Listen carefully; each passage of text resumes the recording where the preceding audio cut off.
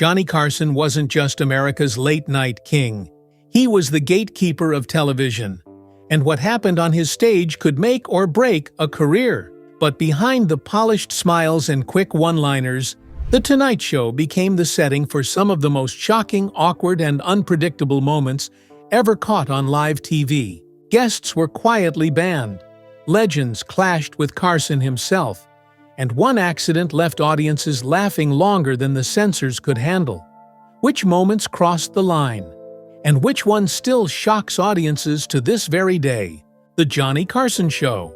When people talk about the golden age of television, one name rises above them all: Johnny Carson. For 30 straight years, The Tonight Show, starring Johnny Carson, wasn't simply a late-night program. It was the nightly ritual that millions of Americans built their evenings around.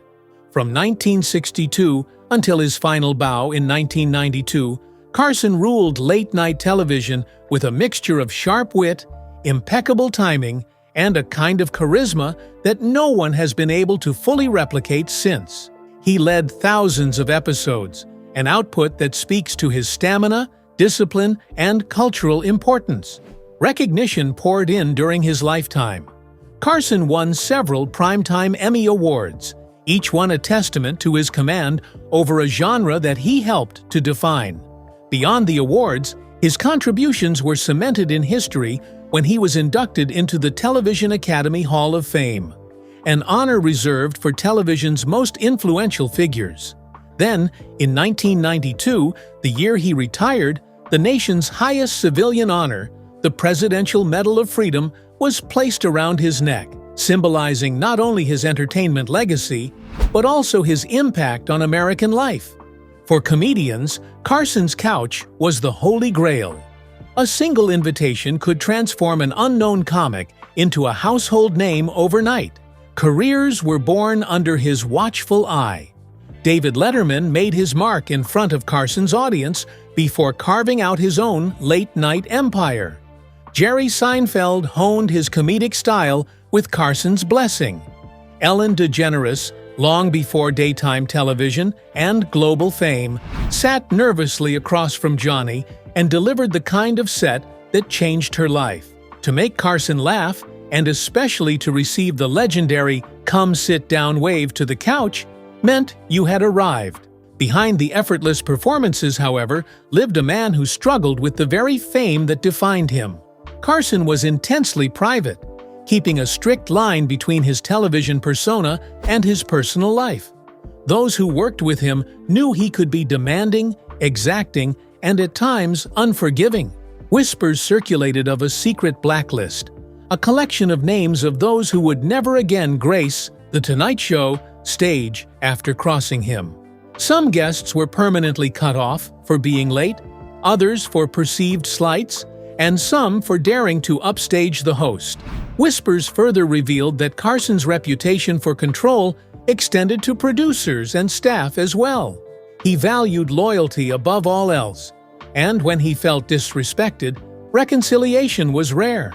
These tensions often simmered beneath the surface of his otherwise smooth show, waiting for moments when they could no longer be hidden. And when those cracks in the polished facade appeared, the results were unforgettable. The most shocking moments in Carson's long career didn't happen when he was at his best.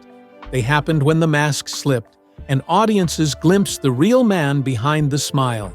And it all began with one trusted friend, whose betrayal would send shockwaves through late-night television: the fallout with Joan Rivers. Among the many comedians who owed their careers to Johnny Carson, none seemed closer to him than Joan Rivers. She wasn't just another comic who got her big break on The Tonight Show. She was his protégé, his trusted guest host. And for years, the woman most viewers believed would one day inherit the throne of late-night television. Whenever Carson was away, Rivers was the one who kept the seat warm, and she did it with her razor-sharp wit and fearless honesty. Audiences adored her, and Carson seemed to appreciate her loyalty. To many, it looked like a perfect partnership destined to last. But behind the scenes, things were far more fragile than they appeared. In 1986, Fox launched its own late-night program and offered Rivers the chance of a lifetime, her very own show. It was a groundbreaking opportunity. Not only was she stepping out of Carson's shadow, but she was also about to become the first woman to host a late-night talk show on a major network. Yet, instead of celebrating, Carson felt blindsided. Rivers hadn't told him about the deal in advance, and when he heard the news, his reaction was explosive. According to Rivers, she tried to reach out to Carson on the phone to explain, but he hung up on her. That single cold gesture ended their decades-long friendship in an instant. From that day forward, Carson never spoke to her again. To him, it wasn't about professional rivalry, it was personal betrayal. He had given her the stage, the audience, and the validation that launched her into stardom.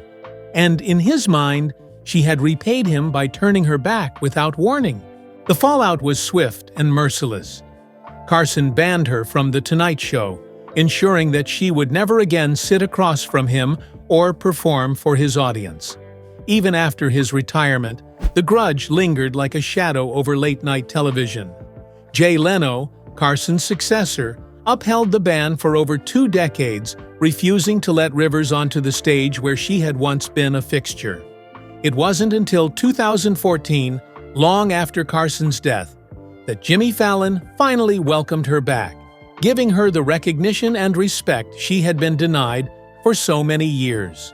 For Rivers, the wound never truly healed. In interviews, she admitted the pain was deeper than she first realized. For someone who prided herself on her resilience, her toughness, and her ability to laugh through hardship, this was different. Carson wasn't just a colleague. He had been her mentor, her champion, and the man who had given her credibility in a male-dominated industry. Losing him was like losing a family member. But if the feud with Rivers was defined by silence, the next shocking moment in Carson's world erupted in the loudest way possible. It came not from a protégé, but from a celebrity guest who stormed onto his set with anger that no amount of laughter could contain. Wayne Newton's explosive confrontation. Few entertainers represented Las Vegas glitz and glamour quite like Wayne Newton. Known as Mr. Las Vegas, his smooth voice and charm made him a fixture of the Strip, and by the 1970s and 80s, he was one of the most recognizable entertainers in America. But behind the sequins and the spotlight was a fiery temper, and Johnny Carson found out the hard way. Carson's monologues were famous for their bite. Every night, he poked fun at politicians, celebrities, and cultural oddities. But when he turned his jokes toward Wayne Newton, they carried a particularly sharp edge. Carson mocked Newton's masculinity, often with sly remarks that implied he wasn't man enough. The jokes were repeated night after night, and soon Newton found himself the punchline of a national audience. But Newton wasn't one to take humiliation quietly. One day, fed up with the constant barbs, he stormed into Carson's office at NBC without an appointment. The usually calm, polished entertainer dropped his gentlemanly demeanor and exploded with rage. According to Newton, he confronted Carson face to face and issued a blunt threat to cease the jokes. The confrontation was shocking, not only for its intensity, but also because it revealed how much Carson's words could cut, even when wrapped in humor. After that day, Carson toned down the attacks, but the tension between the two men never truly dissolved. The feud eventually escalated in a way no one expected. In 1980, Newton outbid Carson and other investors for the Aladdin Hotel and Casino in Las Vegas, a move that turned their personal animosity into a public rivalry. Owning a casino was the crown jewel of Vegas power, and Carson had wanted the deal badly. Losing to Newton only deepened the resentment. But Newton's victory came with a price. Rumors began to swirl that his purchase of the Aladdin had ties to organized crime. Stories circulated about shadowy mafia figures backing his investment, and the speculation was amplified by media coverage. Newton believed those stories didn't appear by accident. He accused Carson and NBC of fueling the narrative, painting him as a mob-connected frontman to tarnish his success. The allegations threatened to destroy his reputation, and Newton fought back with fury. In 1986, he filed a libel suit against NBC, claiming the network had maliciously linked him to organized crime. A jury initially awarded him $19.3 million, later reduced by the judge to $5.3 million. A huge symbolic victory. But the win didn't last. The judgment was overturned on appeal, stripping Newton of the payout, but leaving the bitter taste of betrayal behind. The damage had already been done, and he blamed Carson for standing by while his name was dragged through the mud. But while Newton's story was marked by anger and courtroom battles, sometimes the drama wasn't about egos or rivalries, but about exposing a guest right there on live television. And no moment captured that better than the night Carson put a world-famous psychic to the ultimate test. Yuri Geller's psychic debunking. By the early 1970s, America was gripped by a fascination with the paranormal. From astrology to psychic powers, people were eager to believe that the universe held secrets science couldn't explain. And no figure embodied that trend more than Yuri Geller, the Israeli-born performer who claimed he could bend spoons with his mind. Audiences across the world were mesmerized by his apparent psychic abilities. He was young, charismatic, and mysterious. And when he said he could harness unseen forces, millions believed him. But Johnny Carson wasn't one of those believers. Long before The Tonight Show, Carson had trained as a magician, and he knew the difference between genuine mystery and sleight of hand. What the public accepted as psychic phenomena, he recognized as stage tricks dressed up in mysticism. So, when Yuri Geller was booked on The Tonight Show in 1973, Carson saw an opportunity not just to entertain, but to put the so-called psychic to the test. To prepare, Carson sought the advice of James Randi, a world-renowned magician and skeptic who had made it his mission to expose fraudulent paranormal claims. Randi advised The Tonight Show staff to control every element of the demonstration. And although Geller provided the show with his own props, the show replaced them last minute with sealed envelopes, untouched spoons, and other objects that he couldn't manipulate beforehand. In other words, the stage was set so that only genuine psychic powers could succeed. When the cameras rolled, the atmosphere was electric. Geller sat at Carson's desk, ready to perform his signature feats of bending metal and reading hidden drawings. But almost immediately, something felt off. The spoons refused to bend. The sealed envelopes yielded no psychic impressions. Geller shifted uncomfortably in his chair, fidgeting with the props, stalling for time, his confidence unraveling with every passing second. The audience, expecting miracles, instead witnessed a man struggling to explain why nothing was happening. The silence in the studio was heavy. Carson, poker-faced, let the moment drag on, giving Geller all the rope he needed. For a man used to dazzling crowds with apparent supernatural powers, the failure was devastating.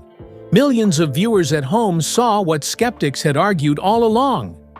Without control over the conditions, Geller's powers vanished. He looked flustered, even defeated, live on national television. That night, something rare happened on late-night TV. A cultural icon was stripped bare in real time. For years afterward, Geller's appearance on The Tonight Show remained one of the most talked-about debunkings in television history. To believers, it was a humiliating ambush, and to skeptics, it was the ultimate proof that charisma and stagecraft, not psychic ability, had fueled Geller's fame. The fallout followed Geller for decades, though his popularity eventually surged due to that incident. This next shocking moment in Carson's career was a chaotic, over-the-top spectacle involving a guest whose antics spiraled so far out of control that it became one of the most infamous live TV mishaps in Tonight Show history. Howie Mandel's epic misfire.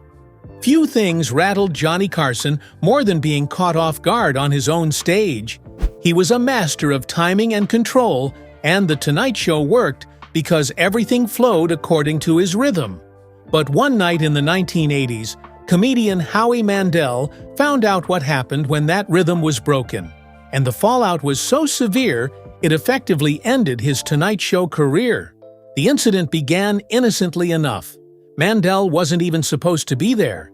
The original guest for the evening was the legendary Sammy Davis Jr., but due to health issues, Davis had to cancel at the last minute. Mandel, who was gaining popularity as a quirky, unpredictable comic, was brought in as a substitute. For him, it was an opportunity of a lifetime. The Tonight Show wasn't just another gig. It was the biggest platform any comedian could hope to land. Many had launched entire careers with one great appearance in front of Carson's audience, and Mandel wanted to make sure he stood out. Instead of delivering a conventional set, Mandel decided to stage a gag he thought would be unforgettable. When his segment began, he brought out an enormous 12-foot saber-toothed tiger prop. The contraption was unwieldy, oversized, and, as it turned out, a logistical nightmare. Mandel struggled with the giant prop, fumbling with it awkwardly, as the bit quickly began to unravel in front of the live audience. Carson's reaction was immediate, and it wasn't laughter. Known for his ability to roll with unexpected moments, Carson prided himself on improvising through chaos, but in this case, he was visibly displeased.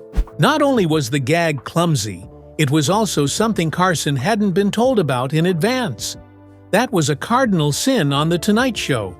Every segment was carefully planned, timed, and approved, and to spring something of that scale on Carson without warning was a breach of trust. The audience sensed the tension. Instead of a hilarious surprise, the moment felt heavy, awkward, and uncomfortable. The laughter Mandel was banking on never came. The segment was widely regarded as a flop. Carson didn't hide his irritation, and Mandel, despite his best efforts, couldn't recover the energy of the room. What was supposed to be his big breakout moment had collapsed under the weight of a giant, uncooperative prop. After that night, Mandel's standing with Carson was effectively destroyed. His invitations to appear on The Tonight Show stopped. For a comedian, losing Carson's platform was devastating because the show was a career maker. If Carson liked you, you had opportunities everywhere. If Carson turned his back, doors quietly closed. Mandel would go on to build a successful career through stand-up, television, and later as a host of Deal or No Deal, but his path was made more difficult because his relationship with Carson had ended so abruptly. But Mandel wasn't the only comedian to discover how quickly Carson's approval could turn to silence. Another comic, once a regular fixture on the show, found himself quietly frozen out, without explanation, proving that sometimes Carson's punishments weren't explosive at all, but chillingly quiet. Rich Little's quiet ban. For years, Rich Little was one of the most dependable guests on The Tonight Show starring Johnny Carson. A master impersonator with a quick wit and a dazzling range of voices, he could transform himself into dozens of Hollywood icons in the span of a single routine. His impressions of celebrities like John Wayne, Jimmy Stewart, and Richard Nixon kept audiences roaring with laughter. But one of his most famous impersonations, and ultimately the one that cost him dearly, was his impression of Johnny Carson himself. At first, Carson seemed amused. Seeing himself parodied on his own stage was a novelty. And Little's version of Johnny, complete with the sly grin, the deliberate pauses, and the trademark voice, was eerily accurate. But Carson was not a man who enjoyed being the butt of the joke. For someone who prized control and carefully curated his image, having a guest mock him in front of millions of viewers was a reminder that even the king of late night could be reduced to a caricature. In 1982, Carson's tolerance had run out, and Little stopped appearing on The Tonight Show. Officially, producers claimed that Little's act had grown stale. that his once fresh impressions no longer felt as exciting as they had a decade earlier. But Little himself believed the truth was far more personal. He suspected Carson had taken offense at his impression of him, and had quietly ordered that he not be booked again. Unlike other guests who were banned after heated confrontations or public fallouts, Little's exile happened in silence. One day, he was a regular guest. The next, he was gone. In the world of late-night television, where appearances could make or break careers, the quiet ban spoke volumes. The irony is that Little's connection to Carson didn't end there. In 1996, more than a decade after his last appearance on The Tonight Show, Little portrayed Carson in the HBO film The Late Shift, a dramatization of the fierce battle between Jay Leno and David Letterman to succeed Carson. Playing the man who had quietly shut him out was a surreal twist in his career, and although the role brought him attention, it also reminded audiences of the strange, unresolved tension that had once existed between the two men. And while Little's departure was marked by quiet removal, the next shocking moment came from a guest who was anything but quiet. He was a Hollywood legend, larger than life, who appeared on The Tonight Show so often that Carson himself began to lose patience. The result was one of the rare times Johnny's annoyance with a guest slipped past his smile and became unmistakably visible. Bob Hope's unwelcome appearances. Few names in American comedy carried as much weight as Bob Hope. By the time The Tonight Show starring Johnny Carson hit its stride, Hope was already an institution. He had dominated radio, film, and television for decades, and his annual holiday specials were major television events. To the public, Hope and Carson represented two different eras of comedy, one rooted in the classic one-liner tradition, the other in a more modern conversational style. On screen, their pairing looked like a perfect blend of old and new. However, behind the scenes, Carson found Hope's appearances more of a burden than a delight. The tension began with style. Carson thrived on spontaneity. His comedy worked best when it felt loose, natural, and alive in the moment. His interviews in particular relied on genuine reactions, quick timing, and playful banter that made the audience feel like they were part of an unscripted conversation. Bob Hope, by contrast, came prepared with tightly scripted jokes. Every appearance was carefully written out, with lines designed to be delivered in a specific order. Instead of conversation, Hope relied on cue cards and rehearsed punchlines. To Carson, who valued authenticity above all else, the formula felt stiff and lifeless. Yet Carson had no choice in the matter. Hope was NBC's crown jewel, and whenever he had a new special to promote, executives insisted that The Tonight Show roll out the red carpet.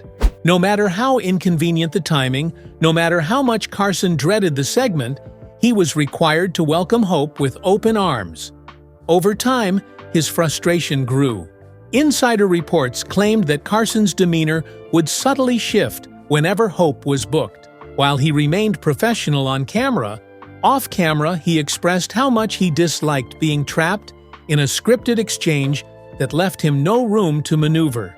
Hope's presence, once a symbol of comedy royalty, became something Carson privately resented. The contrast between the two comedians was stark. Their uneasy pairing symbolized the changing face of entertainment, and Carson's frustration hinted at his fear of one day becoming what he saw in Hope, a legend clinging to scripted appearances instead of evolving with the times. Despite the tension, Hope continued to appear on The Tonight Show for years, always promoted heavily by NBC, but insiders knew that every one of those appearances chipped away at Carson's patience. And while Bob Hope's appearances represented a clash of comedy styles and corporate pressure, the next shocking moment was something far stranger. A performer who seemed to vanish from Carson's stage without warning, leaving behind rumors and unanswered questions about why she had been kept away. Lola Falana's mysterious ban. In the 1970s, Lola Falana was one of the brightest stars in American entertainment.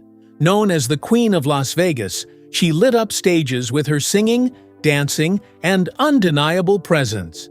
Her rise from Broadway productions to television variety shows made her a household name, and her glamour and talent quickly turned her into a regular guest on The Tonight Show starring Johnny Carson. But then, without warning, Falana's invitations stopped coming. She had been a favorite guest one year and seemingly persona non grata the next. The reasons, as with many of Carson's sudden bans, were never officially explained, but whispers in Hollywood painted a complicated picture. One story traces the fallout to a particular interview in which Falana, appearing on The Tonight Show to promote one of her Las Vegas residencies, spoke candidly about race and bigotry. She wasn't confrontational, but she was direct, frankly acknowledging the challenges she had faced as a black woman in the entertainment industry. The moment reportedly caught Carson off guard. While Carson had tackled political and cultural issues through comedy in his monologues, he was far less comfortable when a guest addressed sensitive topics in a serious, unvarnished way. For a show that thrived on laughter and light conversation, Falana's honesty broke the formula. But others believed the issue had less to do with what she said on air and more to do with her personal connections. At the height of her career, Falana was closely associated with Wayne Newton, who at the time was locked in a bitter feud with Carson. To some insiders, the timing was too coincidental. Carson had already shown that loyalty and perceived disloyalty could determine who stayed in his orbit. And so, Falana's friendship with Newton may have been enough to seal her fate, regardless of her own behavior. Her manager later confirmed what many suspected. Falana was no longer welcome on The Tonight Show. There was no official announcement, no public explanation, and certainly no chance at reconciliation. One moment she was a fixture on late-night television. The next, she was quietly erased from Carson's lineup. For Falana, it wasn't a matter of personal scandal or professional failure. She had committed no public wrongdoing that audiences could point to. Instead, her banishment was mysterious, rooted in Carson's private judgments and unspoken rules. And while Falana's story was marked by silence and unanswered questions, this next shocking moment on Carson's stage was anything but quiet.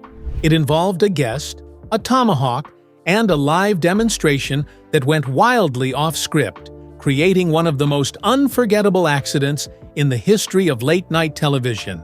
Ed Ames's tomahawk incident. Of all the wild and unpredictable moments that ever unfolded on The Tonight Show, few have lived on in pop culture quite like the night Ed Ames brought a tomahawk to Johnny Carson's stage. Ames, best known at the time for his role on the TV Western Daniel Boone, had come on in 1965 to demonstrate his skill at throwing tomahawks, a talent that fit perfectly with his frontier-themed character. What was supposed to be a simple demonstration for laughs quickly turned into one of the most legendary bloopers in television history. As the cameras rolled, Ames set his sights on a large cowboy cutout propped up on stage. With Carson and the audience watching intently, he hurled the tomahawk across the set. To everyone's shock, the blade landed squarely between the cutout's legs. For a split second, there was stunned silence. Then the studio erupted. The audience roared. Carson doubled over, and Ames himself was left red-faced at the unintended outcome. What made the moment unforgettable wasn't just the mishap itself, but Carson's quick wit in handling it. He seized on the accident, delivering a perfectly timed quip that sent the crowd into even deeper hysterics. The laughter went on and on, reportedly one of the longest sustained laughs in the show's entire run. It was unscripted television magic, the kind of moment that couldn't be planned but would be remembered forever. Still, the incident wasn't without controversy. For 1965, the visual gag was shockingly risque. Standards and censors of the time were far more rigid, and some wondered if the suggestive nature of the accident pushed the limits of what could air on national television. Yet, instead of scandal, the moment only cemented Carson's reputation as the master of live comedy. he turned a potential disaster into one of the funniest scenes ever broadcast. Decades later, the Ed Ames tomahawk incident remains one of the most replayed clips from Carson's tenure. It represents everything that made The Tonight Show special: spontaneity, humor, and Johnny Carson's unparalleled ability to transform even the most unexpected accidents into television gold. Which of these moments shocked you the most? Drop your answers in the comment section below. If you enjoyed this video, don't forget to click on the next video on your screen, like this video, and subscribe to our channel for more updates.